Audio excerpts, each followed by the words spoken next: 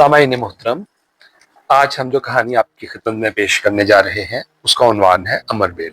इसकी मुसन्निफा मोहतरमा बानो कुद्सिया साहिबा, जो कि किसी तारुफ की मोहताज नहीं। कहानी की तरफ बढ़ते हैं। मोहब्बत के अमर बेल में हमेशा हाइसिंथ के फूल लगते हैं। तुमने कभी हाइसिंथ का फूल देखा है जरी? हाइसिंथ का फूल जिसकी पंखड़ियों पर तासुफ के आंसू मुंजमद हों और जिसकी मुकम्मली जिल्द से जुदाई की खुशबू आए। लेकिन तुमने तो हाइसिंथ का फूल देखे बगैर ही अपने दिल के बेहाल चिपर चुपर देवता को सुलाया और फिर आप एक रात पिछले पैर उसका गला घोंट दिया। मोहब्बत का खेल गुंजफा का खेल नहीं होता जरी, फिर तुमने उसे बच्चों की बाजी क्यों समझा? ये तो एक बुचारत है, एक कह मुकरनी है, एक पंथ है जिसकी समझ बरसों नहीं आती। तुम तो अभी फ्लैट बूट पहनती थी, कंधे पर 2 चोटियों में सुर्ख रिबन डालती थी। तुम्हारी उम्र आइसक्रीम खाने और फुटबॉल खेलने की थी। फिर तुमने सांप की हामी में हाथ क्यों डाला? तुमसे किसने कहा था कि पारे का कुश्ता इतनी आसानी से बन जाता है? तुमने मोहब्बत के लिए जो हदफ चुना वो बड़ा पुरपेच था। कैसी अजीब सी बात है कि मेरी मोहब्बत तुमसे मारह के तवस्सुत से हुई। अगर वो खजस्ता सूरत लेकिन मनहूस लड़की मेरी जिंदगी में ना आती तो तुम्हारी मोहब्बत का सरबंद चश्मा मेरे दिल में कभी ना फूटता। तुम्हारी मोहब्बत मेरे दिल में इस तरह बिछी है जैसे किसी पुराने मजार पर ताजा फूलों की चादर, नई अकीदत का इजहार। इस मरकत में तुम्हारी मोहब्बत दफन है और तावीज पर हाइसिंथ की फूलों की ताजा चादर तनी है, जिनके मोमी वजूद पर तासुफ के आंसू मुंजमद हैं। उनकी मुकम्मली जिल्द से जुदाई की खुशबू आती है, मौत की ठंडी बास उठती है। आइडा से पहली मुलाकात नील के किनारे हुई थी। मैं अपने देश वापस आ रहा था और वो अपने हिस्पानिया लौट रही थी। मस्जिद कर्तबा के अक्ब में रहने वाली आइडा, जिसके चंपेई सीने पर प्लेटिनम की सलीब आवेजा थी, हमारी मुलाकात चंद रोजा थी। बादाम के शगुफों की तरह मुअत्तर, बेहद नाजुक और अपनी मौत के एहसास से लरसा। उस शाम हम दोनों होटल से उठकर नील के नासपास पानियों में फातले आ बैठे थे। अंधेरा सुस्त मुद्दई की तरह दबे पांव आगे बढ़ रहा था और काहिरा शहर की बत्तियां नील के नासपास पानियों में फानूस रंग जल बुझ रही थी। इन मुनक्किस बत्तियों को देखकर हिस्पानिया की दुख्तर ने कहा था, आसिफ, इन बत्तियों का अपना तो कोई वजूद नहीं है ना? इन बत्तियों का आइडा, जो बत्तियां आप नील के सीने से आ लगी हैं, मीलों का फासला तय करके। नहीं, आइडा लोनच मार रही थी, जादूगरनी थी। उसका यमीन विसार सी सप्लाई दीवार की तरह शिकस्त से नाशना था। उसमें कारमन की रूह थी। वो मस्जिद कतवा की तरह खूबसूरत और जादू आफरी थी। लेकिन न जाने उस रोज हमारे क्याम की आखिरी शाम वो शमा रो क्यों कतरा कतरा बिगड़ रही थी। उसकी सतवा नाक जब्त किए हुए आंसुओं के बायस टेढ़ी नजर आ रही थी और सीने की चिमनी में रुकी हुई आहों ने जेरो बम का नामतवातर साज छेड़ रखा था। उसमें उन बत्तियों का भी कोई कसूर नहीं जो काहिरा में जल रही है ना? मर्द हर लम्हा जुर्रत में बुज़दिल बन जाता है। वो कुछार में पनाह लेने वाले शेर बबर की मानंद सोया रहना चाहता है। मुझ पर भी उस वक्त बुज़दिली तारी थी। कोई चीज फिजा में ऐसी थी जो नामानूस थी, जो बमों की खुशबू से मुशाबहे लेकिन अतरे हिना में लिपटी गैसी गुब्बारे की तरह ऊपर उठ रही थी। मुझे लग रहा था मैं नहीं हूँ और फिर भी कुर्सी पर बैठा हूँ। मेरा कोई मुस्तकबिल नहीं, मेरा कोई माजी नहीं। मेरा हाल भी साए की मानंद है जिसका अपना कोई वजूद नहीं। मैं उस कैफियत से डरता था जैसे ऑपरेशन टेबल से भागकर मैं सड़कों पर बिला मकसद घूम रहा हूँ और मेरे सर पर, मेरे जिस्म, मेरी शरियानों में क्लोरोफार्म का नशा शां शां कर रहा है। मेरी बात का जवाब दो आसिफ। उस बात का एक ही जवाब था कि मैं चुपके से उठता और नील के पानियों को अपना गैर मरई एहसास और क्लोरोफार्म से मदहोश जिस्म सुपुर्द कर देता।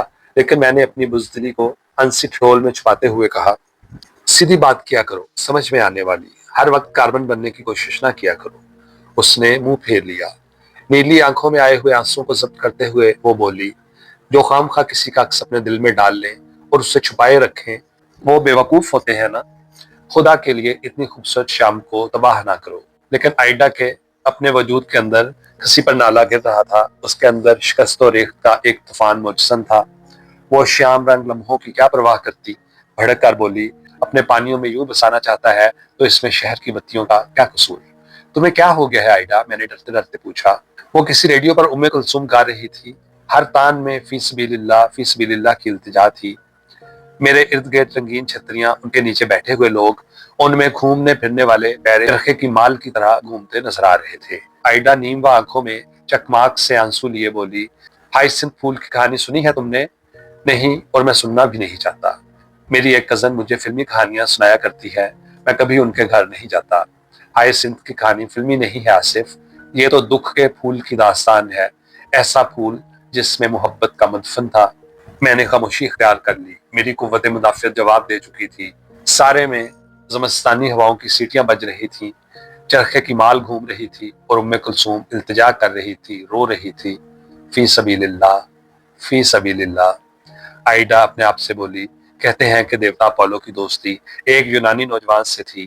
ہائسنتھ نامی یہ یونانی نوجوان حسن میں بے مثال تھا. انگور کے پتوں کا تاج پہنے، اخروٹ کی لکڑی کی کمان سنبھالے، چیتے کی کھال میں ملبوس. جب وہ پہاڑیوں سے اترتا تو یونان کی دوشیزائیں پانی بھرنا بھول جاتی. خود اپالو سورج کی طرح پلک جھپکے بغیر اس کی طرف تکتا چلا جاتا. لیکن اپالو اور ہائسنتھ کی دوستی چند روزہ تھی. اپنی موت کے احساس سے خود لرزاں. یہ بتاؤ آصف، ہر خوبصورت چیز، ہر مکمل ملاپ چند روزہ کیوں ہوتا ہے؟ کیوں ہوتا ہے؟ بتاؤ نا. میں چپ رہا. میری عافیت اسی میں تھی کہ میرے منہ سے کچھ نہ نکلے. سنو آصف، ابھی ہائسنتھ اور اپولو پر محبت اولین سرشاری تاری تھی کہ ہائسنتھ گیا. یہ بتاؤ، جب محبت کا نشہ چڑھا ہو، تب موت کا حادثہ ہو، تو المیہ زیادہ ہے کہ محبت کا نشہ اتر جانے پر؟ یعنی دونوں میں سے کون سا بڑا المیہ ہے؟ نیل کے پانی گنبدی گونج بن کر میری طرف بڑھے. میں جلدی سے اٹھا اور اس کی کرسی پر جھک کر بولا، یہ میری آخری شام ہے پردیس میں، اسے یوں مزمحل نہ کرو. آؤ بازار چلے. وہ اپنی جگہ سے اٹھے بغیر بولی. تبھی کہا کرتے ہو کہ مشرق کے لوگ دل کے معاملے بہتر سمجھتے ہیں. میں اسے تاننے کا تھوتھا تیر کھا کر بیٹھ گیا اور وہ بولتی چلی گئی. ہائسنتھ کی قبر پر اپولو کے آنسو گرے کہ ایک دن قبر سے ایک پودے نے سر نکالا، ہولے ہولے اس میں شاخیں نکل آئیں اور پھر ایک پھول کھلا، ارغوانی رنگ کا، ہائسنتھ کا پھول. جب اپنے دیس لوٹ جاؤ تو یاد رکھنا کہ آئیڈا کو ہائسنتھ کے پھولوں سے عشق تھا، عشق. میں نیل کے پانیوں میں جھلملاتی بتیوں کا رقص دیکھنے لگا. ارغوانی بتیاں، آسمانی بتیاں، گڈمڈ پھولوں کی قطاریں. آئیڈا نے ایک چھوٹی سی سسکی لی. سینے کے پہلو کی ہڈیوں میں ایک چھوٹا سا زلزلہ آیا اور وہ میرے کندھوں پر دونوں ہاتھ رکھ کر بولی، جانتے ہو ہائسنتھ کی پنکھڑیوں پر کیا لکھا ہوتا ہے؟ جانتے ہو آصف؟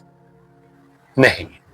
اس کے ہاتھوں کا دباؤ شکنجے کی طرح بوجھل بھی تھا اور آسمان میں تیرنے والے پر کی مانند ہلکا بھی.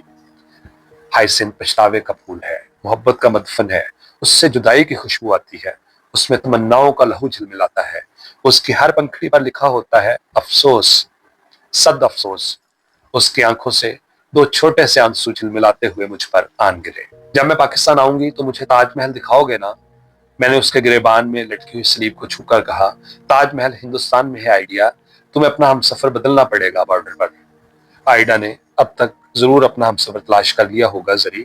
یہ تم ہی تھیں کہ جس میں سفر حیات کا حوصلہ نہ تھا، ورنہ راستہ چاہے جاں گسل ہی سہی، لیکن اس راہ میں اور آبلابا بھی ملتے ہیں. آئیڈا کا میری زندگی سے ایسا ہی تعلق تھا جیسے بچوں کی نصابی کتابوں میں رنگین تصویروں کا وجود ہے. ان تصویروں کا تعلق اصل متن سے ضمنی ہوتا ہے. اسی طرح آئیڈا میری زندگی میں آئی اور چلی گئی. ایک طرف سے تو ماہ رخ بھی میری زندگی میں اصل متن نہیں ہے. جب بھی بارش آتی ہے، زری اور بوندیں گرم مٹی سے لپٹ کر سوندھی خوشبو میں بھیگ جاتی ہے. میں تم کو ہمیشہ یاد کرتا ہوں. تم اس خوشبو کی طرح تھی، انوکھی، انجان، گرم اور سرد کے باہم اتصال کی خوبصورت دلیل.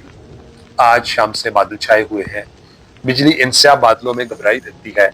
پہلے آسمان پر ایک سفید چادر لہرائی، پھر مشرق کی جانب سے اودی نیلی سیاہ ساڑیوں کے تھان اڑا اڑا کر آنے لگے اور بہت جلد ان کپڑے کے تھانوں نے غف خونی تمبو کی شکل اختیار کر لی. اس تمبو کی تنابیں ابھی ٹھیک طور پر کسی بھی نہ گئی تھیں کہ جا بجا غف کپڑے میں شگاف آ گئے. میہ اس طرح برسا جیسے رکھیل عورت میکا یاد کر کے رو دے. بارش کو دیکھ کر تمہاری یاد کا گھٹا ٹوپ اندھیرا میرے چاروں طرف چھانے لگا. میں نے کھڑکی کھول دی. مٹی کے گرم وجود سے لپٹی ہوئی ٹھنڈی بوندوں کی خوشبو اٹھی. کچھ لوگ کم ظرف اور پتیلے ہوتے ہیں. ان کی محبت کا مشکیزہ جب گٹ گٹ انگبیں گراتا ہے تو عموماً ان کا وجود گڈی کاغذ کی طرح پھٹ جاتا ہے. کچھ کے لیے محبت بپھرنے اور اترنے کا موقع ہوتی ہے. وہ اپچھی بنے ہوا میں تلواریں مارتے ہیں. طفل زادے محبت کے نذرانے کو ٹھوکریں مار مار کر کچے گھڑے کی طرح بے وقت کر دیتے ہیں. ایسے ہی فرعونوں میں میرا شمار بھی تھا، لیکن ماہ رخ سے ملنے کے بعد نہیں. اس وقت مجھے محبت اور محبت میں محرومی دونوں کا احساس پوری طرح ہو چکا تھا. جب میں نے پہلی بار تمہیں دیکھا تو تمہارے سینے پر دو لمبی لمبی چوٹیاں تھیں جن میں بل دیے ہوئے سرخ ربن گڑل کے پھولوں کی طرح لٹک رہے تھے. تمہارے پیروں میں فلیٹ بوٹ، کانوں میں گول سنہری رنگ اور کندھے پر اسکول یونیفارم کا سرخ دوپٹہ تھا. تمہارے گال پکے ہوئے سیبوں کی طرح شنگرفی ہو رہے تھے. اس سرخی میں کسی آئرن ٹانک یا غازے کی آمیزش نہ تھی. اوپر والے لب پر پسینے کے چھوٹے چھوٹے قطرے تھے. یہی پسینہ کسی معمر عورت کی بدصورتی کی وجہ ہو سکتا تھا، لیکن تم پر یہ صحت اور تازگی کا اشتہار تھا. آنکھوں کے دونوں جانب دم بالا دار سرما تھا، بھاگتے تیر کی طرح اور افشاں اور تیز رو. یہ عمر عشق و عاشقی کی عمر نہ تھی، یہ عمر سوڈا واٹر، لیمن ڈراپس اور آئس کریم کی عمر تھی. تم اگر چونگا منہ میں چچوڑتی، کولے کو چست قمیض میں لچکاتی، بائی بائی کہہ کر میرے پاس سے گزر جاتی تو مجھے تعجب نہ ہوتا، لیکن تم آ کر چپ چاپ کھڑی ہو گئی. تم نے نہ اپنی عمر پر ترس کھایا، نہ اس مشکل راہ پر نظر کی جو تم نے اپنے لیے لمحوں میں انتخاب کر لی تھی. بس تم پر خبط اچھلا اور تم میری محبت میں گرفتار ہو گئی. تمہاری طرف سے یہ پہلی نظر کی محبت تھی، اس میں استانی جی سے والہانہ عشق کا دیوانہ پن بھی تھا، باپ سے دلی شفتگی بھی تھی، اور ایک اور چیز بھی تھی جسے صرف تم ہی سمجھتی تھی، جو صرف تمہاری ہی رگے جان تھی. میجر صاحب گھر پر ہیں بیبی؟ بیبی کے لبوں پر مسکراہٹ نمودار ہوئی. ڈیڈی نہیں ہے جی، ممی ہے اندر. تو انہیں جا کر بتائیے کہ آصف انویر آیا ہے. آصف انویر یاد رہے گا نا؟ جی آصف انویر صاحب یاد رہے گا جی. پھر تم جالی کا دروازہ کھول کر اندر بھاگ گئی. گیلری میں تمہارے بھاگنے کی آواز آتی رہی. اس عمر میں بھاگنا کتنا فطری اور خوبصورت فعل ہے. ہرن کی کلنچوں سے مشابہ، عربی گھوڑے کی جست کی طرح بے خوف، چیتے کی طرح سڈول جسم کو فضا میں تولتے ہوئے بھاگنا. یہ فلمی بھاگنا نہ تھا، ٹپے کھاتی گیند کا سا دوڑنا تھا. چند ہی لمحوں میں تم واپس آ گئی. جی اندر آ جائیے، ممی بلا رہی ہیں. تم مجھے اپنے ساتھ ڈرائنگ روم میں لے گئی. یہ بیٹھک یا دیوان خانہ کم تھا، اور میجر اقبال کے شکار کیے ہوئے شیر، چیتے، بارہ سنگھوں کا عجائب گھر زیادہ تھا. صوفوں پر ہرنوں کی ملائم گندم گو کھالیں پڑی تھی. آتش دان کے پاس دو چیتے ماں اپنے چار بڑے بڑے خونخوار دانتوں اور نارنجی آنکھوں کے سر اٹھائے لیٹے تھے. کارنس پر 12 سنگے ٹنگے تھے. ان کے سینگ اخروٹ کی لکڑی کے بنے نظر آتے تھے. جا بجا ہاتھی دانت اور پیتل کا آرائشی سامان سجا تھا. سارے کمرے میں کمائے ہوئے چمڑے کی مہک تھی. تم مجھے کمرے میں بٹھاتے ہی پھر بھاگ گئی. غالباً میں تمہارے رسی پھاندنے کے شغل میں مخل ہوا تھا. تمہاری ممی چند لمحے بعد تشریف لائیں. وہ پہلے سے بہت زیادہ موٹی اور سانولی ہو چکی تھی. ساتھ ہی انہوں نے نہایت دہشت انگیز قسم کی گلابی لپسٹک با مقدار وافر استعمال کر رکھی تھی. بغیر آستینوں کے بلاؤز اور بڑے بڑے پھولوں والی واش اینڈ ویئر قسم کی ساڑی میں وہ مجھے اپنے ماضی کا بھوت نظر آئی. ہیلو آصف بھائی، بیٹھو بیٹھو. ہم تو سوچ رہے تھے کہ تمہیں ڈھونڈ ہی نکالیں گے ایک دن، لیکن اقبال کو تو سوائے شکار کے اور کچھ سوچتا ہی نہیں. زری ڈارلنگ، مجھے ابھی مال پر رانا حمید مل گیا. اس سے پتہ چلا کہ اقبال کی تبدیلی لاہور ہو گئی ہے. بڑی مشکل سے گھر تلاش کیا. اس سے تو گلوب سینما کی طرف کوٹھی بنائی تھی. آپ لوگ تو صدر بازار کی طرف رہتے ہیں. رانا حمید وہیں آئے تھے، لیکن وہ کوٹھی مجھے پسند نہیں آئی تھی. پانی کا پرابلم تھا، غسل خانوں میں تلچٹے نکلتے تھے. رات کے وقت بڑی سیلن رہا کرتی تھی. سارے قالین خراب ہو گئے وہاں. آپ ابھی تک سینٹ گارڈ انشورنس ہی میں ہے نا؟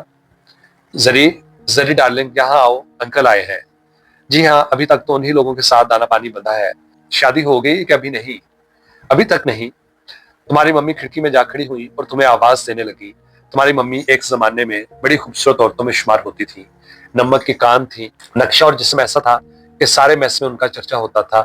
اب وہ ایک بے جان پودے کی طرح سامنے کھڑی کسی اینگلو انڈین بڑھیا کی طرح تمہیں بلا رہی تھی. تم آ کر پردوں کے پاس رک گئی. آ جاؤ زری ڈارلنگ، انکل آصف ہیں. تم ان سے اپنی کوٹیز پہنا کرتی تھی. پنڈی کے دن بھی خوب تھے، ہے نا آصف؟ ممی بولی. جی ہاں، ویسی بے تکلفی کا دور پھر میں نے کبھی نہیں دیکھا، یورپ میں بھی نہیں. کیسا انجوائے کرتے تھے ہم سب، یاد ہے آصف؟ وہ مری کی پکنک یاد ہے تمہیں، جس روز زری تقریباً مر ہی چلی تھی؟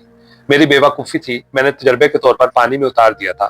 ممی کھی کھی کر کے ہنسنے لگی. زری ڈارلنگ، انکل کو کافی تو پلاؤ. یہ کیا بچوں کی طرح پردہ پکڑ کر کھڑی ہو؟ جاؤ بیٹے. تم پھر بھاگ گئی، اور تمہاری ممی مجھے پرانے دنوں کے واقعات یاد دلانے لگی. ایسے واقعات جو بظاہر ہم دونوں کے لیے بالکل غیر اہم تھے. یہ میری تمہاری پہلی ملاقات تھی. اسی ملاقات میں کیوپٹ دیوتا نے تمہیں منتخب کر کے تمہاری دستار بندی کر دی. تمہارے لیے یہ ملاقات حرز جاں تھی. اس ملاقات کو تم نے ہیرے جڑی انگوٹھی کی طرح بار بار پرکھا، ہر سمت سے دیکھا، قریب سے دور سے. اس کی چمک میں تمہیں دھنک کے سارے رنگ نظر آنے لگے. تمہارے لڑکپن کی فصیل میں یہ پہلی دراڑ تھی. اس ملاقات کے بعد جب بھی میں تمہاری طرف گیا، تمہاری خوشی دیکھ کر مجھے ایک دن بھی شبہات نے نہ گھیرا، کیونکہ میں تو تمہیں اپنے ہاتھوں جوتے پہنا چکا تھا. تمہیں سائیکل کی سیر کرانا اور تمہاری چوٹیوں میں ریبن ڈالنا بقول تمہاری ممی کے ایک زمانے میں میرا محبوب مشغلہ رہا تھا. میں تمہاری خوشی کی اصل وجہ کبھی بھی جان نہ پایا اگر اچانک ایک دن تم سے ڈرامائی ملاقات نہ ہو جاتی. اقبال گھر پر نہیں تھا. تمہاری ممی اپنی کسی دوست کے ساتھ شاپنگ کو گئی ہوئی تھی. तुम अपनी गीतों की कॉपी लिए अकेली आतिशदान के पास बैठी थी। डैडी कहाँ है बेबी? मुर्गाबियों के शिकार पर गए हैं जी। तुमने यकदम कॉपी को पुश्त की जानब छुपा लिया। और मम्मी कहाँ है बेबी? आप जी मुझे बेबी ना कहा करें। क्यों? तुमने पीछे हटते हुए कहा। क्योंकि जी, क्योंकि बस जी, आप मुझे बेबी ना कहा करें। हिकमत अमली के खिलाफ जो हरकत मुझसे उस वक्त हुई वो नाकाबिले माफी है। मैंने तुम्हें कदावर बच्चा समझकर तुम्हारा बाजू पकड़ा और सोफे पर अपने पास बिठा लिया। पता है तुम बहुत तंग किया करती थी पिंडी में। क्या बात है जरी, तुम कांप क्यों रही हो? मेरा बाजू तुम्हारे कंधों के गिर्द हमायल था और तुम डरी हुई कबूतरी की तरह लर्ज रही थी।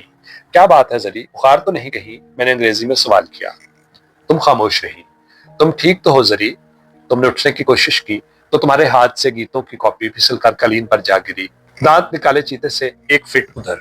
मैंने उसे हरगज खोलने और पढ़ने की नीयत से ना उठाया था, लेकिन कॉपी कुछ इस अंदाज से गिरी कि पहले सफे पर बना हुआ पान के पत्ते जैसा दिल जिगर जिगर चमकता हुआ नजर आ रहा था।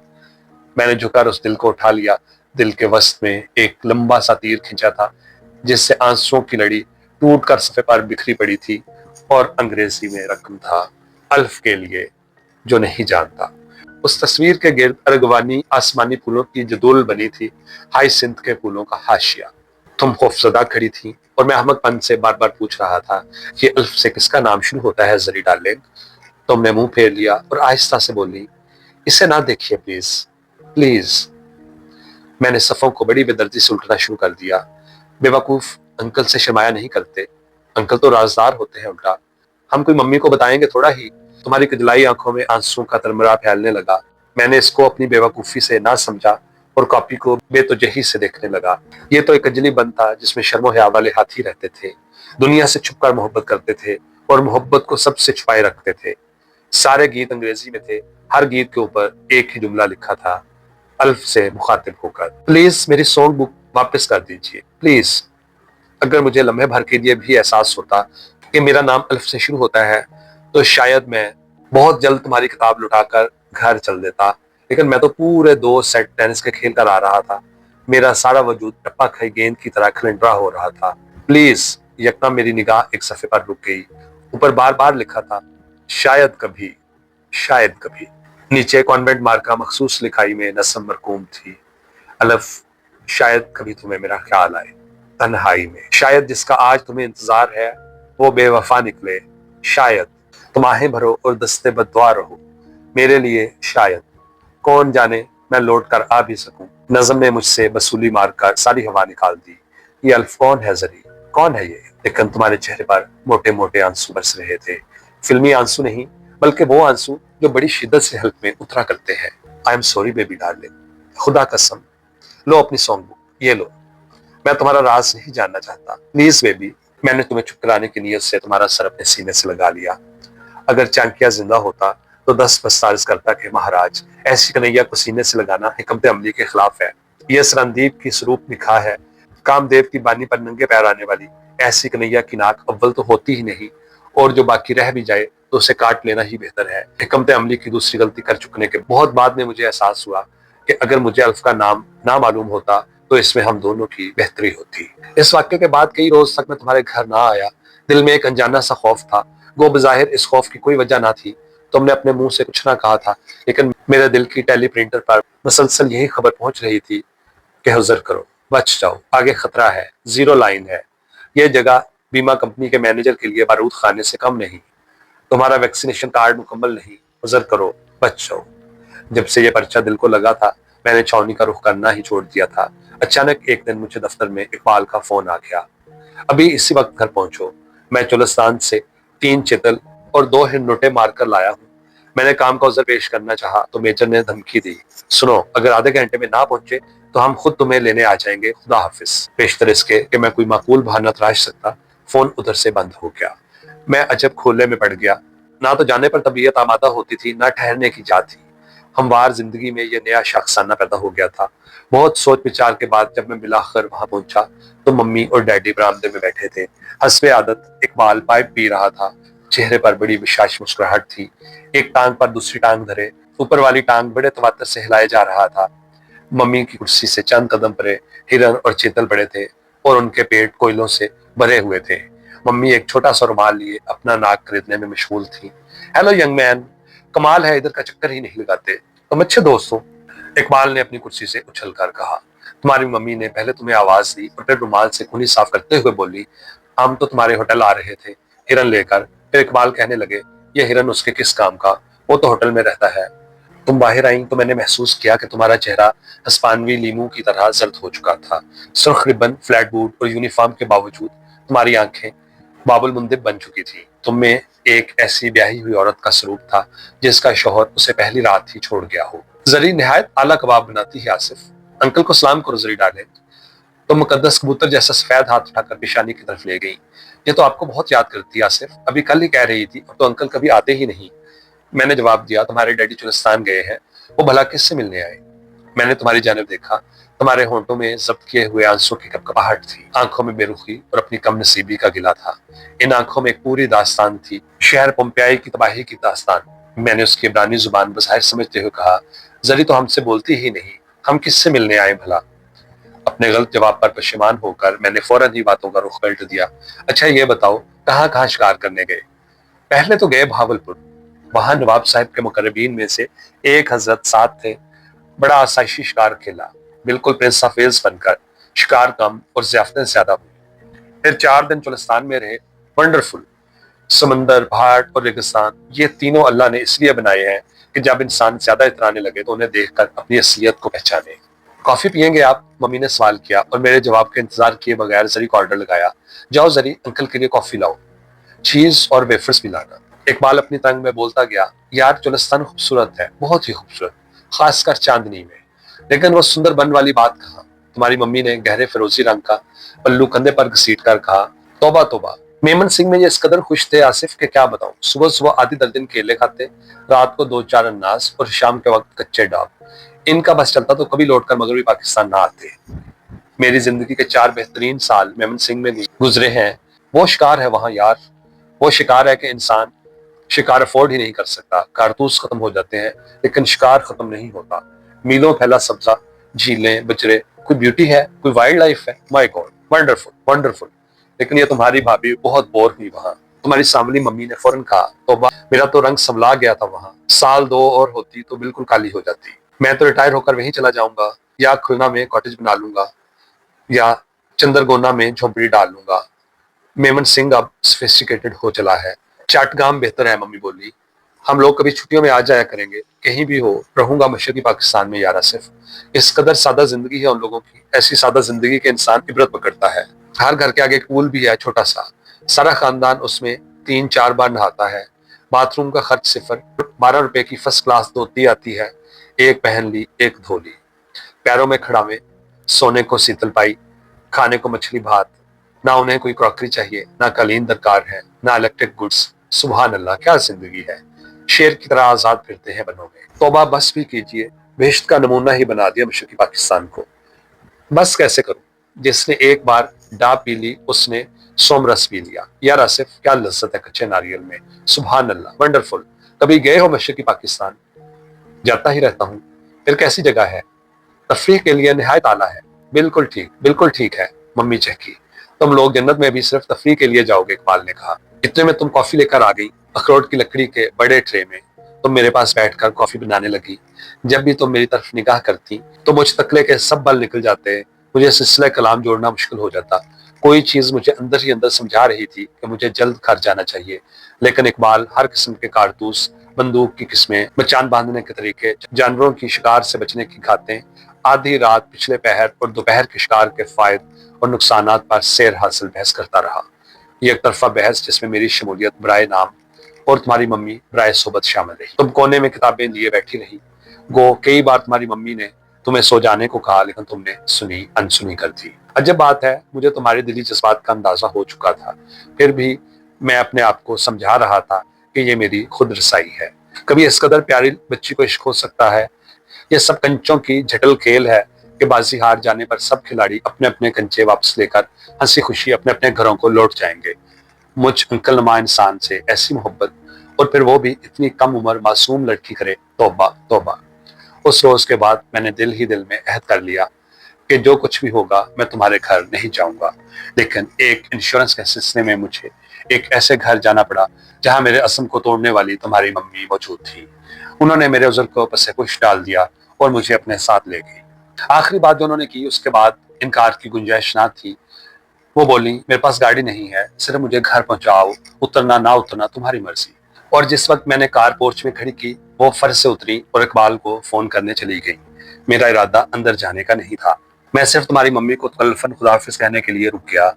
لان کے گوشے میں رنگین نیواڈ سے بنی ہوئی کرسیاں پڑی تھیں، میز پر تمہاری کتابیں تھیں جن سے ظاہر ہوتا تھا جیسے تم ابھی پڑھتی اٹھ کر گئی ہو۔ میں وقت کٹی کے طور پر ان کتابوں کو الٹ پلٹ کر دیکھنے لگا۔ تمہاری انگریزی کی لکھائی اچھی تھی، لیکن اردو کے حروف ناپختہ اور بچگانہ تھے۔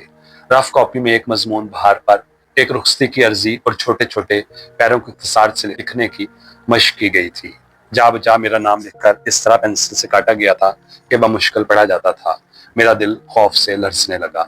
آسمان پر جیٹ ستارے سناٹے سے گزرتے ہوں تو گھر کی کمزور کھڑکیاں دروازے اسی طرح لرزا کرتے ہیں۔ اسی کاپی کے آخری صفحے کو پینسل سے کاٹ کاٹ کر سیاہ کیا ہوا تھا۔ میرے دل نے گوشمالی کی، لیکن تجسس نے حرف کو شناخت کیے بغیر نہ چھوڑا۔ صفحے کے ایک کونے میں حروف ابھی اچھی طرح مٹائے نہ گئے تھے، اوپر میرا نام لکھا ہوا تھا، نیچے تمہارے نام کے انگریزی میں ہجے کیے گئے تھے۔ جو حروف دونوں ناموں میں موجود تھے انہیں بعد ازاں کاٹ کر محبت اور نفرت کا پرتل گایا گیا تھا۔ اس عمل سے ظاہر ہوتا تھا کہ تمہیں مجھ سے محبت اور مجھے تم سے نفرت ہے۔ تم نے یہ نتیجہ بدلنے کے لیے سارا صفحہ سیاہ کر دیا۔ میں تمہیں کیا سمجھاتا زری کہ جب نصیب کا ہارا ڈوب جاتا ہے تو کوئی عمل کام نہیں آتا۔ میں تمہیں کیا بتاتا کہ محبت تو امر بیل ہے، جس درخت پر یہ چڑھ جاتی ہے وہ پیڑ سوکھ جاتا ہے اور درخت ایک دن آپ ہی آپ گر جاتا ہے۔ میں تمہیں کیا سمجھاتا کہ محبت کی امر بیل میں کبھی قسم کے پھول نہیں لگتے، اس بیل میں تو ہمیشہ ہائسنتھ کے شگوفے کھلتے ہیں، پشیمانی کے ارغوانی پھول، تعصف کے آسمانی پھول۔ میں تم سے ملے بغیر تمہاری ممی کو فون کرتا چھوڑ کر کئی گھنٹے ہوٹل کے ایئر کنڈیشن کمرے میں کروٹیں بدلنے کے باوجود مجھے ٹھنڈے پسینے آتے رہے۔ کٹے ہوئے حروف LOVE سے بھری ہوئی کاپی ذرا سی برآمدے میں آہٹ ہوتی تو میں چونکیل جانور کی طرح اٹھ بیٹھتا اور آہٹ پر کان دھر کر سوچتا کہیں یہ زری نہ ہو، کہیں اس کے دماغ کی ڈبریاں اس قدر ڈھیلی نہ پڑ گئی ہوں کہ وہ یہاں تک آ گئی ہو۔ پھر جی کو تسلی دیتا کہ اول تو وہ میرے ہوٹل کا راستہ نہیں جانتی ہوگی، اور پھر اتنی چھوٹی عمر میں اتنی جرت کہاں سے آ جائے گی، مجھے بھی ہالی ووڈ کا کوئی ایکٹر سمجھ کر محبت کرنے بیٹھ گئی ہے۔ چند روز ملیریا جب بخار جیسی ترتری چھوٹے گی، پھر آپ پنڈا نارمل پڑ جائے گا۔ اب میں نے پھر پکا عہد کر لیا تھا کہ تمہارے گھر کسی قیمت پر بھی نہ جاؤں گا، اور تو اور میں یہاں تک سوچنے لگا تھا کہ اپنی تبدیلی کہہ سن کے کراچی کروا لوں تاکہ استبدھا سے جان چھوٹ جائے۔ اس شام نہا کر غسل خانے سے نکلا تو مجھے برآمدے میں چوڑیوں کے چھناکے کی آواز آئی۔ پھر یوں لگا کسی نے میرے کمرے کا کنڈا کھولنے کی کوشش کی ہو۔ میں نے ایک روپیہ اٹھا کر پوچھا کون ہے؟ ابھی میں قمیض پہن ہی رہا تھا کہ تم دروازہ کھول کر اندر آ گئی۔ میں کلر زدہ زمین کی طرح سفید پڑ گیا۔ سینے پر وہی 2 چوٹیاں اور چوٹیوں کے سروں پر سرخ گڑل کے پھول، لٹھے کی سفید سفید شلوار قمیض اور کندھوں پر سفید دوپٹہ۔ ہاں، ایک بات خلاف معمول تھی، تمہارے دونوں ہاتھوں میں آج کالی چوڑیاں نظر آ رہی تھی۔ زری، ہیلو بیبی، تم یہاں کیسے؟ لمحہ بھر کو مجھے وہم ہوا کہ شاید تمہارے والدین نیچے کھڑے ہوں اور انہوں نے محض مجھے چونکانے کی خاطر پہلے تمہیں بھیج دیا ہو۔ میں اس وہم پر بھروسہ کر کے جلدی سے برآمدے پر گیا اور نیچے جھانکنے لگا۔ ایک بھیڑ سی زرد اور سیاہ ٹیکسی پارٹک سے نکل رہی تھی۔ لان، پورچ اور پکی سڑک تک تمہارے والدین جیسا کوئی بھی شخص موجود نہ تھا۔ میں ڈرتے ڈرتے واپس آ گیا اور پہلی بار میں نے تمہارے چہرے کی طرف دیکھنے کی جرت کی۔ تمہاری آنکھیں زیادہ رو لینے کے باعث سرخ ہو رہی تھیں، ہونٹ اور ناک کی پھنک یاقوت رنگ کی تھی، اور تم چھوٹے سے رومال کی گدی بنا رہی تھی۔ کیا بات ہے زری؟ ممی ڈیڈی کہاں ہیں؟ تم چپ چاپ کھڑی رومال کا گولا بنانے میں مصروف رہی۔ بات کیا ہے؟ کچھ بولو نا، میں نے انگریزی میں سوال کیا۔ میں اکیلی آئی ہوں جی۔ زن سے سارا ہوٹل میرے پیروں تلے سے نکل گیا۔ کیوں بیٹے؟ میں لفظ بیٹے کا کفل ڈال کر تمہارے جذباتی وجود کو مقید کرنا چاہتا تھا، لیکن اس کا اثر الٹا ہوا۔ آنسوؤں کی چمک پھر سے آنکھوں میں پیدا ہو گئی اور تم نے تھوک نگلتے ہوئے کہا، آپ مجھ سے ناراض ہیں جی؟ نہیں نہیں نہیں، ہرگز نہیں۔ توبہ، ہرگز نہیں۔ یہ خیال تمہیں کیسے آیا؟ کبھی انکل ناراض ہوتے ہیں؟ بحر رمل میں ایک سے وزن کے آنسو تمہارے گالوں پر بہنے لگے۔ پھر جی آپ ہمارے گھر کیوں نہیں آتے؟ آؤں گا بھائی، ضرور آؤں گا انشاءاللہ۔ تم نے رومال کا گیند کھولا اور اسے ہونٹوں پر رکھ کر بولی، میں تو سمجھی تھی آپ کبھی نہیں آئیں گے۔ چلو بیبی، چلو میں تمہیں گھر چھوڑ رہا ہوں، کم آن ڈارلنگ۔ تم 2 قدم پیچھے ہٹ کر بولی، आप मुझे डार्लिंग ना कहा करें डैडी की तरह। मैंने कार की चाबी मेज पर से उठाई और तकमाना लहजे में बोला, चलो घर चले, मैं अकेली चली जाऊंगी। मेरी सहेली गेट पर खड़ी है, मैं उसके साथ जाऊंगी। जितना मुझे एहसास हुआ कि पहली बार झिझक मिट जाने पर शायद तुम दोबारा सहबारा और फिर तवातर से यहाँ आने में कोई रुकावट महसूस ना करो। यूं तन तनहा होटल के एक बैचलर रूम में आना मेरे उन सफारती मरासम को तबाह कर सकता था जो मेरे तुम्हारे खानदान से थे। मैं तुम्हें बदनामी से, अपने आप से और सबसे ज्यादा तुम्हारे अपने नौशगुफ्ता जमीर की जुदो कोब से बचाना चाहता था। बेबी, अगर तुम मुझसे एक वादा करो तो फिर मैं तुम्हारे घर आऊंगा। मुझे इल्म था कि इस उम्र में वादे का बड़ा पास हुआ करता है। जी जरूर, तुम यहाँ कभी नहीं आओगी, कभी नहीं, समझी? तुमने आंखें उठाकर मेरी तरफ देखा। क्यों जी? इसलिए कि मैं तुम्हारा यहाँ आना पसंद नहीं करता, इसलिए कि तुम्हारे डैडी को अगर इल्म हो गया तो वो भी नाखुश होंगे। तुमने लब काटा और नजरें झुका ली। देखो जरी, अभी तुम बहुत छोटी हो, इन बातों को नहीं समझती। तुम्हें मेरी बात मानना होगी। जी मानूंगी, वादा है ना फिर? तो हमने इस बात में सर हिलाया और इस गैर मशरूत वादे पर तुम्हारे लोगों ने एक हल्की सी सिसकी से मोहर लगा दी। इस वाक्य के बाद मैं महीने में एक आध बार तुम्हारे घर जाने लगा, लेकिन कुछ इस इल्तजाम से कि तुम्हें मुझसे बात करने का एक लम्हा ना मिलता, मैं तुम्हारे पहुंचने से पहले इकबाल को फोन करता और अगर वो घर पर मौजूद ना होता तो फिर मैं उधर का कसद भी ना करता। जितनी देर तक इकबाल घर पर ठहरता मैं भी काम करता। अगर उससे कहीं जाना होता तो मैं भी फौरन उठ जाता। इस एहतियात की कुछ वजह तो तुम्हारा तहफ़्फ़ुज़ था और कुछ उस दाखिल खारिज मुकदमे में मारूफ का नज़ूल भी हो गया था, इसलिए मैं तुम्हारे कुर्ब का मुतमन्नी ना हो सका। मेरे लिए मारूफ बड़ी मनहूस सूरत और सबज कदम साबित हुई। उससे मुलाकात के वक्त मुझे ये इल्म ना हो सका कि वो इस तरह मेरी अनाने हुकूमत संभाल कर मेरी खुशियों के रहवार पर सवार हो जाएगी। मारूफ का असली नाम अमतुल अल हफीज और कलमी नाम मारूफ था। वो एक मशहूर अखबार में औरतों का कालम लिखती थी। इस कालम के ऊपर रोज मारूफ की तस्वीर छपती थी और उसी तस्वीर के बायस मैंने उसे पहचान भी लिया था। गो तस्वीर में जो खैरगी थी वो उसकी असल सूरत में मौजूद ना थी, फिर भी मुझ पर उस सूरत का असर होना था, वो कर रहा। मारूफ से मेरी मुलाकात शालीमार में हुई थी। काबरीन शहर चीन के सदर लियू शाओची को एक नजर करीब से देखने के लिए इस जिदारी से टूट कर आए थे कि कार पार करने को जगह ना मिलती थी। औरतें फूलों की पत्तियां प्लास्टिक के लिफाफों में लिए रवेश के किनारे भीड़ी खड़ी थी। इस निस्वानी दीवार ची में जगह बनाकर आगे बढ़ना करीब करीब नामुमकिन था। मैं भी इंच इंच आगे खिसकता बढ़ रहा था कि मेरी नजर मारूफ पर पड़ी। पहली नजर में ही मैंने उस कालम निगार खातून को पहचान लिया। उसके हाथ में एक लंबी डायरी और पेंसिल थी। वो उचक उचक कर बेकरारी से इधर उधर चकरा रही थी। इसी बेकरारी के आलम में वो गुस्सी गुस्साती लोगों में जगह बनाती मुझ तक आ पहुंची। अब उससे नानक चंदी ईंटों की रवेश 3 फीट के फासले पर थी और वो आसानी से सदर लियू शौची के दर्शन कर सकती थी। मैंने क्रून वस्ता के जांबाजों की तरह उसके लिए जगह छोड़ते हुए पूछा, मोहतरमा आप मारूफ है ना? जी। आप खवातीन का सफा लिखती हैं, मेरा क्या दुरुस्त है क्या? दिल में वो अपनी शोहरत पर बहुत खुश हुई, लेकिन बज़ाहिर चिढ़ कर बोली, आप क्यों पूछते हैं? इसलिए कि अगर वाकई आप मारूफ ही हैं तो मैं आपकी मदद करूंगा। आपका काम बहुत दिलचस्प होता है और उससे मर्द ज्यादा शौक से पढ़ते हैं। मारूफ का नाम सुनकर चंद लड़कियों ने पलट कर देखा, आपस में नोट्स मिलाने और खुसर खुसर करने लगी। मेरी तारीफ का खातिर ख्वाह असर हुआ और मार रुख से तनाव की कैफियत जाती रही। वह हंसकर बोली, वाकई ये हंसी मेरे हक में बड़ी नाइंसाफ साबित हुई। मैंने एक ही बार में सारे हथियार डाल दिए और दिल के किले की तमाम चाबियां उसे नजर कर दी। इधर आ जाइए मेरे सामने, यहाँ से आप बेहतर देख सकेंगी। वो मुझसे 6 इंच आगे आकर खड़ी हो गई। उसके बालों की गंधक आमेज खुशबू और बगैर आस्तीनों की कमीज से उठने वाले जिस्म की गर्मी मुझ तक बिला रोक टोक पहुंचने लगी। उसने कोई नामालूम फ्रांसीसी सेंट इस्तेमाल कर रखा था, लेकिन उस सेंट पर लाइफ बॉय से धुले हुए जिस्म की खुशबू गालिब थी। दरअसल आज मैं दफ्तर वालों के साथ नहीं आई, वरना मुझे इतनी तकलीफ ना होती। वो सामने जो आदमी बैठा है ना, वो रंगीन छतरियों तले प्रेस गैलरी में वो हमारा सब एडिटर है, लेकिन मैं उससे बुलाना नहीं चाहती। ये बात उसने यकरुखी होकर की और फिर जैसे अपने आप से बोली, अल्लाह जाने अगर जफर ना मिला तो फिर मैं वापस घर कैसे पहुंचूंगी।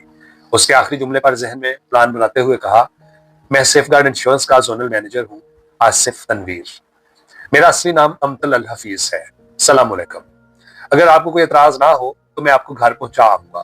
मेरी शौक चश्मी का जवाब उसने बड़ी बेरुखी से दिया, जी नहीं शुक्रिया, यहाँ जरूर कोई ना कोई वाकिफ मिल जाएगा। लेकिन अजीब इत्तेफाक है कि मारूफ को उस भरे मजमा में एक भी वाकिफ शख्स ना मिला जो उसे घर ले जाता। और बिलाकर वो शाम गए, मेरी कार में बैठी तो उसने फैसला किया कि वो मेरे साथ दफ्तर तक जाएगी और वहां से थोड़ी देर बाद अकेली बस पर घर चली जाएगी। میں نے کسی قسم کی حجت بازی نہ کی کیونکہ میرے لیے یہ بھی باران رحمت سے کم نہ تھا۔ ماروخ بڑی چمکدار گفتگو کرتی تھی، ٹیکسال سے نکلے ہوئے چمکدار سکوں کی طرح۔ اس گفتگو میں دلاویز مسکراہٹوں اور کھنکدار کہکہوں کی چیپیاں لگا کر نفس مضمون کو بڑا معنی اور دلچسپ بنا دیتی تھی۔ حالانکہ نہ تو اس کی تحریر میں ذہانت تھی اور نہ ہی اس کی کھوپڑی میں فطرت نے معمول سے زیادہ مغز بھرا تھا۔ ایک عام سی لڑکی جو حسن اتفاق سے کالم لکھنے پر مامور ہو گئی تھی۔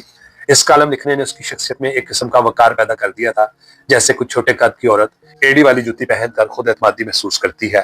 اسی طرح خواتین کا کالم لکھ کر ماروخ مردوں سے بے تکلف بات کرنے میں، گفتگو کا دھارا موڑنے میں، برجستہ جواب کو احمق پن کی دلیل بنانے اور خواتین کی سائیکالوجی پر سیر حاصل بحث کرنے کے قابل ہو گئی تھی۔ عورتوں کے مسائل کی وکالت کرتے ہوئے اس کی نظروں میں مردوں کی ذات بالکل بے وقت ہو کر رہ جاتی۔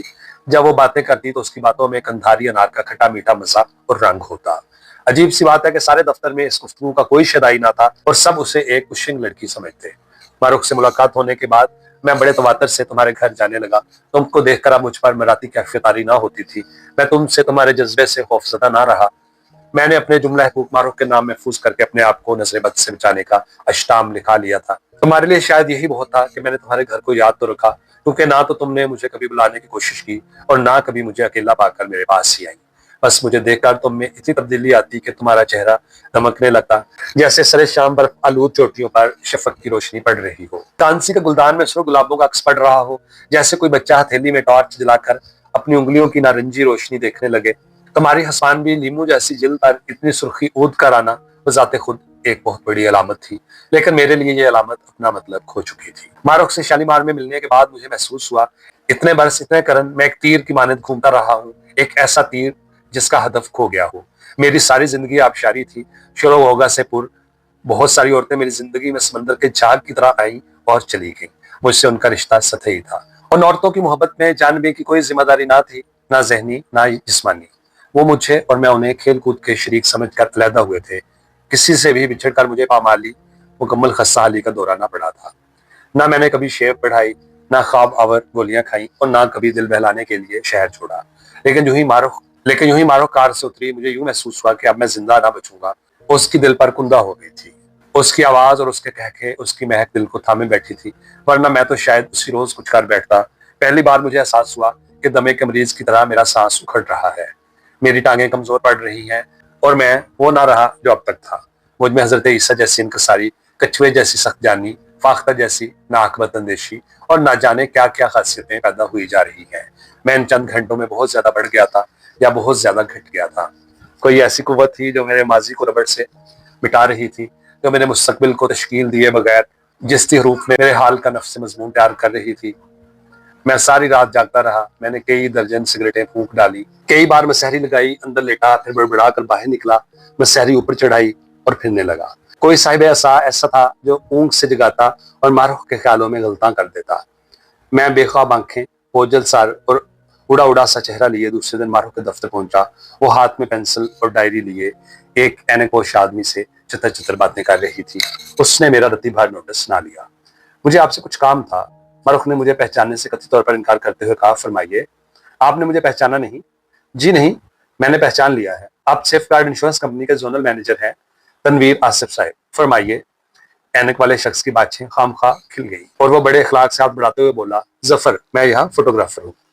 تو یہ ظفر تھا، منحنی سا فوٹوگرافر، چھوٹی سی فرانسیسی داڑھی اور انتہائی چست ٹیڈی پتلون میں ملبوس ظفر۔ اس کے چہرے پر کسی قسم کی ظفر مندی کے آثار نہ تھے، بلکہ یوں لگتا تھا جیسے وہ عادتاً یا مثلتاً بھوکا رہنے کا عادی ہو۔ میں نے اس سے بڑی گرمجوشی سے ہاتھ ملایا۔ آپ سے مل کر بڑی خوشی ہوئی، میں نے ذراہ تکلف کہا۔ بہت جلد آپ نے یہ بات کہہ دی ہے، فوٹوگرافر نے انگریزی میں کہا۔ یہ بات ماروخ کے کہکا کا باعث ہوئی، میرے منہ پر تالا پڑ گیا۔ ماروخ دیر تک ہنستی رہی اور وہ نیم مسخرہ نیم فلاسفر دبلا پتلا ہاتھ ہلاتا، چپنی چوپ سنکوں کی طرح ٹانگیں ہلاتا اندر چلا گیا۔ فرمائیے۔ کچھ دیر کے بعد ماروخ نے میری خبر لی۔ میں ذاتی طور پر کسی کو انشورنس کے لیے نہ کہتا تھا، یہ کام میرے فرائض میں شامل نہیں، لیکن اس وقت ماروخ سے اس سے بہتر تقریب ملاقات کا بہانہ بھی تو نہ تھا۔ میں نے کاروباری لہجہ میں کہا، میں حاضر ہوا تھا کہ آپ سے انشورنس کے لیے کہوں۔ سیف گارڈ انشورنس کمپنی کم سے کم پریمیم پر زیادہ سے زیادہ روپیہ ادا کرتی ہے۔ ماروخ کچھ طیش میں آ گئی۔ پہلا ہی وار اوچھا پڑا، اس لیے تو میں انشورنس والوں سے گھبراتی ہوں، ذرا سی ملاقات بھی ہو تو فوراً انشور ہونے کو کہیں گے۔ عجیب سی بات اسی لمحے ہوئی، جو ہی اسے غصہ آیا میری ہمت اود کر آئی۔ ممکن ہے یہ ان سالوں کی ریاضت اور صبر کا نتیجہ تھا جب میں لوگوں کو انشور کرنے نکلا کرتا تھا، وہ بھی ٹیلی فون ڈائریکٹری میں سے ایڈریس لے کر۔ اب مجھے حالات کے خطر خواہ ہونے کا احساس ہونے لگا۔ ہماری کمپنی عورتوں کی انشورنس نہیں کرتی، لیکن میں آپ کو بہت اچھی ٹرم پر انشورنس دلوا دوں گا، پریمیم بھی کم دینا ہوگا، اور دیکھیے میں انشورنس کروا چکی ہوں، تھینک یو۔ اب مجھے حجت بازی میں مزہ آنے لگا۔ دیکھیے فی زمانہ انسان جتنی بھی انشورنس کروائے کم ہے، زندگی کی رسک بہت بڑھ چکی ہیں مس فاروق۔ آصف صاحب، میں ایک ڈیلی اخبار میں کام کرتی ہوں، میرا وقت بہت قیمتی ہے، پلیز۔ محترمہ ماروق صاحبہ، اس لیے تو میں کہتا ہوں کہ ایسے قیمتی وقت اور ایسے گرام آیا شخصیت کے تحفظ کی اشد ضرورت ہے۔ جو اسے غصہ چڑھ رہا تھا، میری کمزوری میں کبھی واقع ہو رہی تھی۔ میں بھولتا جا رہا تھا کہ میں اچانک اس لڑکی کے عشق میں گرفتار ہو چکا تھا۔ پہلی بات تو یہ ہے کہ میرا نام امتل الحفیظ ہے۔ دوسری بات یہ کہ اس وقت مجھے اسلامیہ کالج جانا ہے ایک مشاعرے پر، معاف کیجیے۔ یہ جملہ بول کر اس نے بڑے تمطراق سے اپنا بڑا سا بیگ اٹھایا، اس میں ڈائری اور پینسل ڈالی اور بیگ جلاتی دفتر کے عمارت سے باہر نکل گئی۔ اس کے ساتھ ساتھ کتے کی طرح میں سڑک تک چلا آیا۔ نہ اس وقت مجھے یہ خیال تھا کہ شاید وہ دل ہی دل میں مجھے بے حیا سمجھ رہی ہے، نہ ہی اس بات کا خدشہ تھا کہ شاید میرا غلط رویہ ہمیشہ کے لیے اسے مجھ سے بدسن بھی کر سکتا ہے۔ بس ایک لگن تھی، ایک کلک تھی، اسے زیادہ سے زیادہ وقت تک دیکھنے کی، اس کے قریب رہنے کی۔ دفتر کی سیڑھیاں اترتے وقت اس نے چپراسی سے پوچھا، ظفر صاحب کہاں چلے گئے؟ چپراسی نے پہلے اندر نظر دوڑائی، پھر سائیکلوں والے چھپر کے قریب گیا اور دور سے آتے ہوئے بولا، جناب وہ ابھی یونیورسٹی کیمپس گئے ہیں۔ ماروق جنجلاتی ہوئی سڑک پر آ گئی۔ اس نے اتفاق سے سڑک سنسان پڑی تھی، دو رکشے گزرے، دونوں میں سواریاں لدی تھی۔ ماروق بار بار اپنی گھڑی دیکھ رہی تھی۔ میری کار حاضر ہے اور میں وعدہ کرتا ہوں کہ ساری رات ایک بار بھی آپ کو انشورنس کے لیے نہ کہوں گا، وعدہ۔ اس نے لمحہ بھر کو میری طرف دیکھا اور پھر کار میں بیٹھ گئی۔ ماروق فلرٹ لڑکی نہ تھی، فقط ذرا بے احتیاط تھی۔ باتیں کرنے، طرف کے پتے چھوڑنے، شام گات دکھانے اور بازی لوٹ لے جانے کو اسے چسکا تھا۔ اس کا جسم اور دل بالکل پاک تھے، صرف نیت نیک نہ تھی۔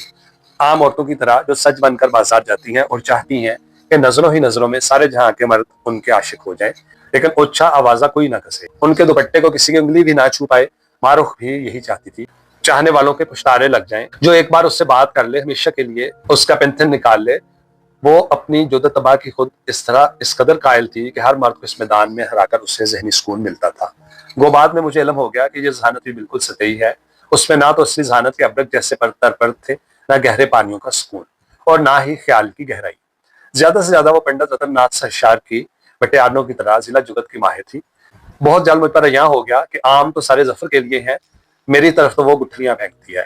لیکن میں ماروق کی محبت میں اس قدر محصور ہو چکا تھا کہ اس لم چھڑے مسکرے سے جلنا تو درکنار، الٹا اس کی خوشنودی کا خیال ہر وقت رہتا تھا۔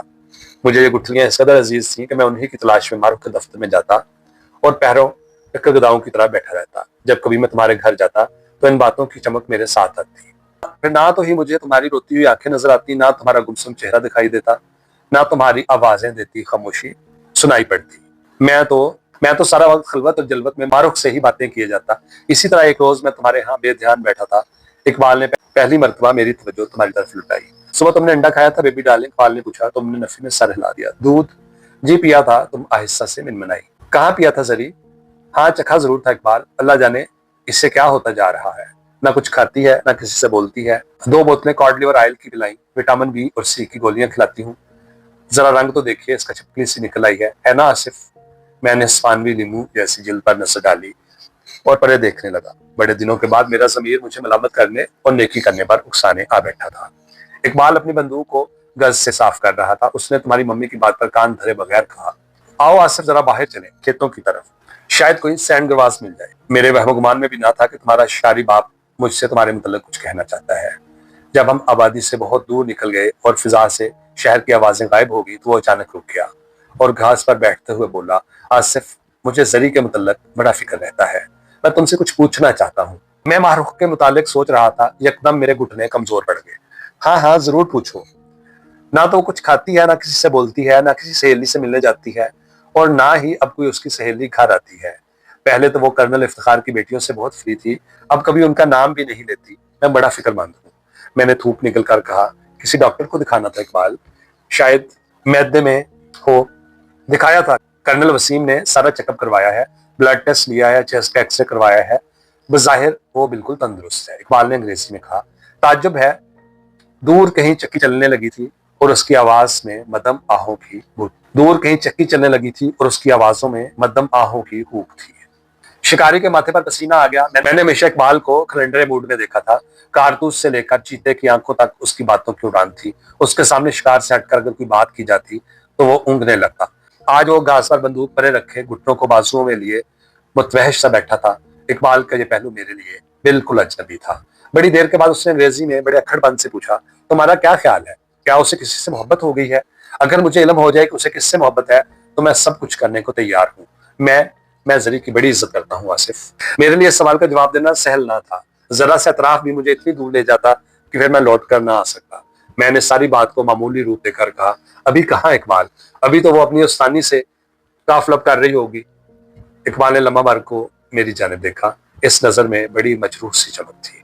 फिर उसने बंदूक उठाई और घर की तरफ लौटने लगा। सारा रास्ता उसने जंगली मुर्गाबी, तीतर, बटेर, मछली के गोश्त की जुदागाना खासियतों पर बहस की। शिकार के गोश्त को कोयलों पर सींक कर पकाने और सुखाने के तरीके बताए, लेकिन एक बार भी फिर उसने तुम्हारा नाम ना लिया। लेकिन इतनी सारी बातों के बावजूद आज की तशवीश मुझसे छुपी ना थी।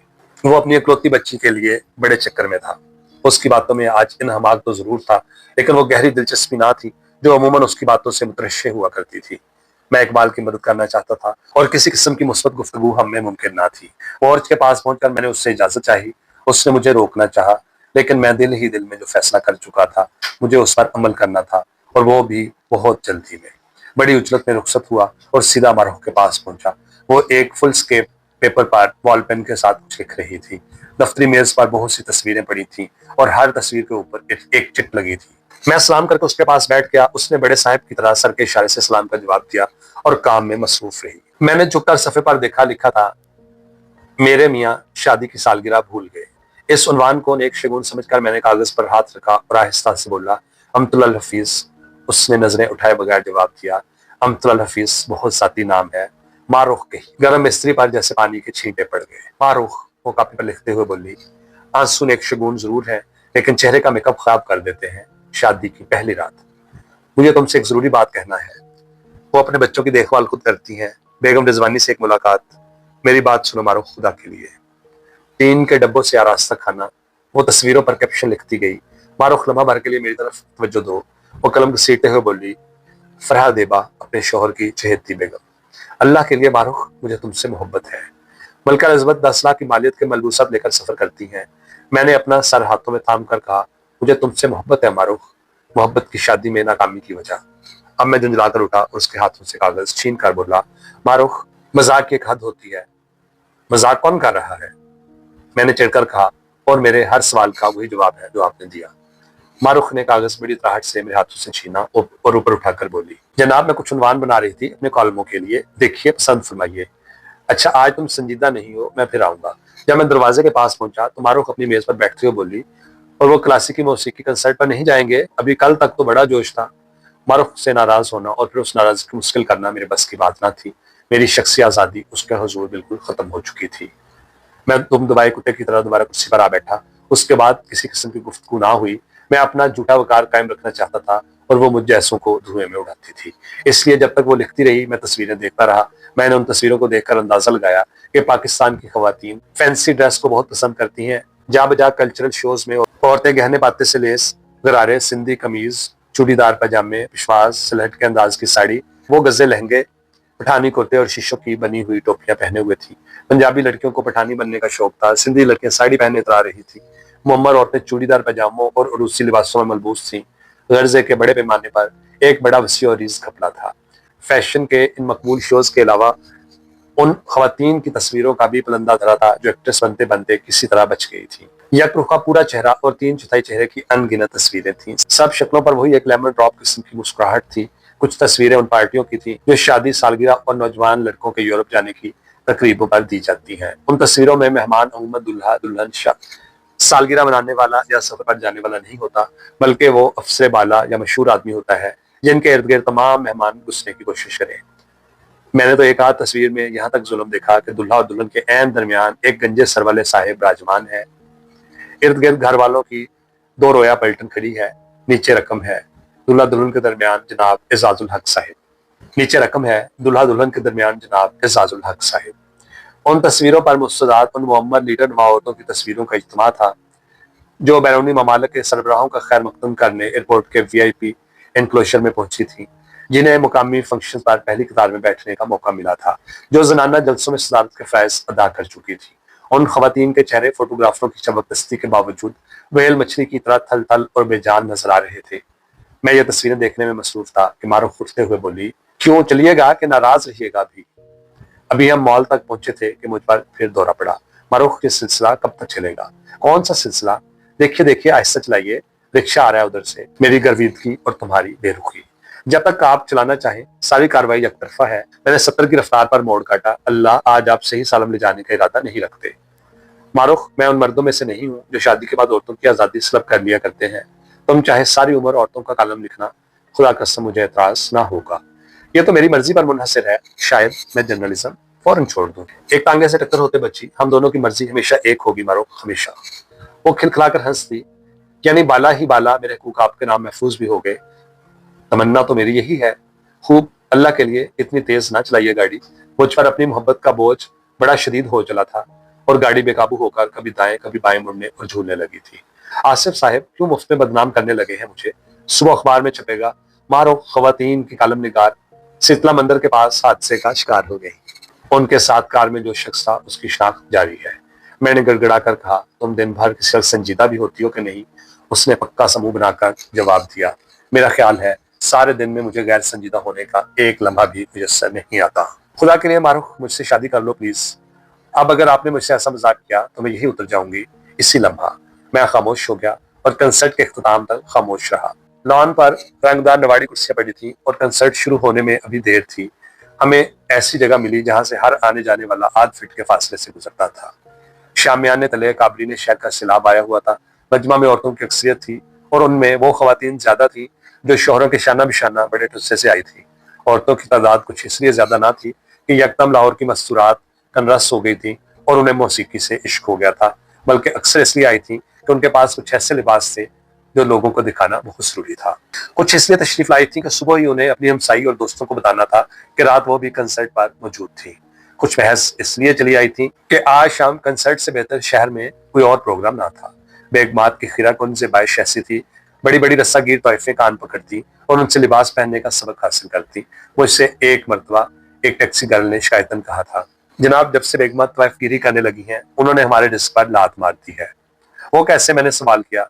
पहले मर्द वाइफों के पास इसलिए ज्यादा आते थे कि घरेलू बीबियां सादा लिबास पहनती थी और अपने आप को ढांपे रहती थी। अब तो बेगमात हर पहलू से अपने आप को यूं पेश करती हैं कि तवाइफ दंग रह जाती है। अब हम लोगों को कौन पूछे भला? आज चूंकि मैं बज़ाहिर मारूफ से नाखुश बैठा था, इसलिए मेरी नजरों में तनकीद ज्यादा थी और तहसीन कम। सजी सजाई औरतों को देखकर मुझे सालम खरगोश का रोस्ट याद आने लगा। ऐसा रोस्ट जो बड़े सलीके से स्टेनलेस ट्रे में पेश किया गया हो। उन औरतों का हर रंग आपके सामने था, आपके तखयल के लिए कुछ बाकी ना था। ये मर्द की तवाज़ो थी, सो हजम पैदा करने की हद तक तवाज़ो। कंसर्ट खत्म होने के बाद हम दोनों मारूफ के घर चल दिए। सारी राह ना मैंने उसे बुलाया और ना ही उसने मुझसे कोई बात की, लेकिन यूं ही वो मैकलोड रोड के पहलू में एक बंद गली के पास उतरी। मैंने उसका हाथ पकड़ लिया।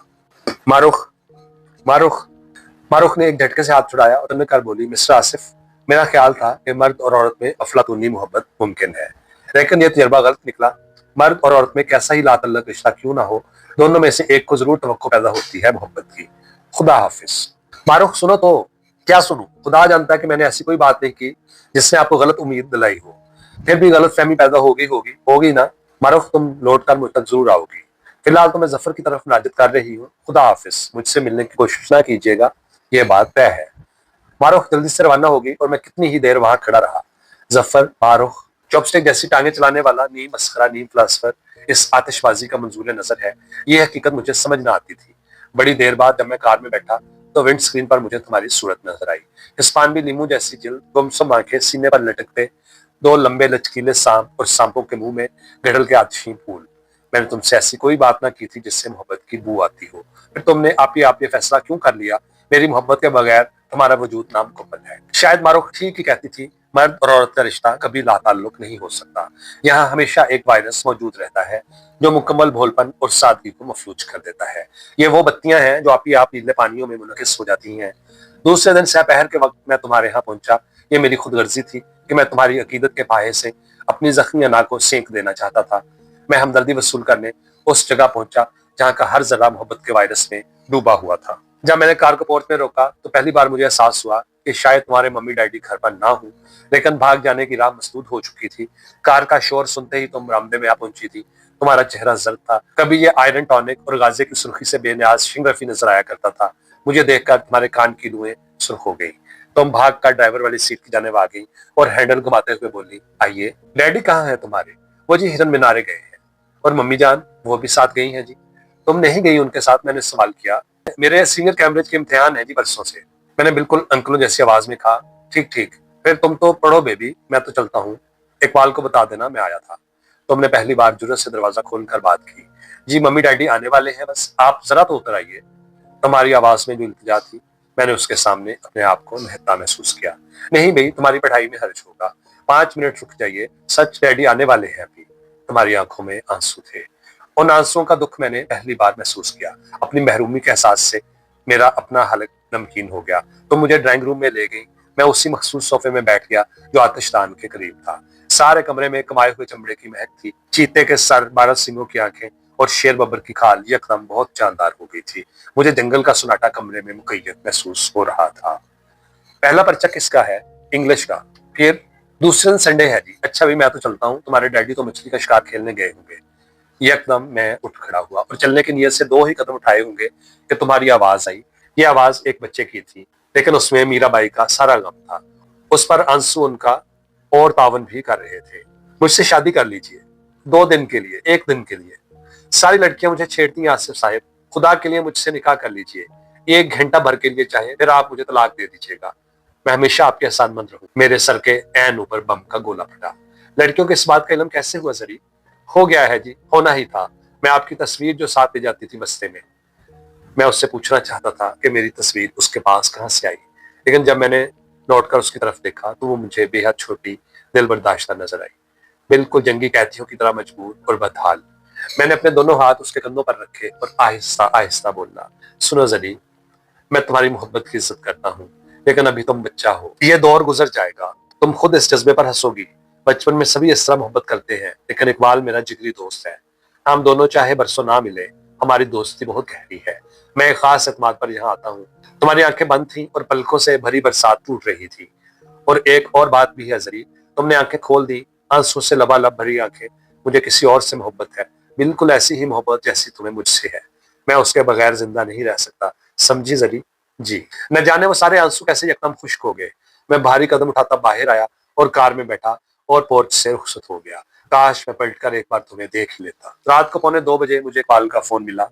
जब मैं अस्पताल पहुंचा तो इकबाल बाहर टहल रहा था।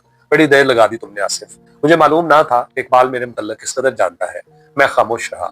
अगर मुझे मालूम होता कि वो इस कदर जल्द मरना चाहती है तो मैं उससे खुद शूट करता, उसे 2 घंटे मरने में ना लगते। I am sorry Iqbal. अभी तक मेरा ख्याल था कि जरी इतनी सख्त दिल नहीं हो सकती। उसके दिल में मेरी मोहब्बत जरूर होगी, लेकिन मैं बिला मकसद उसका कंधा थपथपाने लगा। एक शिकारी की बेटी का निशाना इतना खराब, पूरे 2 घंटे सिसकती रही। बहुत देर कर दी तुमने आसिफ। काश मैं उसे अस्पताल ना लाया होता। आसिफ घर और अस्पताल में खुदा तो वही रहता है ना। मैं खामोशी के साथ उसके बराबर टहलने लगा। वैन अभी तक नहीं आई। वैन? मैंने बेध्यानी से सवाल किया। जरी को घर ले जाएंगे, उसे नहलाए धुलाएंगे, मैं उसके माथे का जख्म खुद साफ करूंगा। बड़ी डार्लिंग लड़की थी ना आसिफ? मेरे पास उसकी बातों का कोई जवाब ना था। मैं असल वजह समझ ना सका। मैं हिरन मीनारे से लौटा तो वो बेहोश पड़ी थी। खान सामा बदबख्त घर पर नहीं था। दी इडियट। चलो जरा बेंच पर बैठ जाएं। उसने मेरी नसीहत पर अमल ना किया। जरी मुझे हमेशा शिकार से मना किया करती थी। कहा करती थी, डैडी अल्लाह मियां सजा देता है, ये गुनाह है। उसकी आंखों में थोड़ा थोड़ा पागलपन उतर आया था। आसिफ, क्या उसे किसी से मोहब्बत थी? तुम हमारे घर आते थे, तुम्हारा क्या ख्याल है? क्या कोई ऐसा भी इस सफाई हस्ती पर था जो जरी को ना चाह सका? हम कभी उसके खिलाफ ना होते। जरी ने यह क्यों समझा कि मैं उसकी मोहब्बत पर मोतरज होता?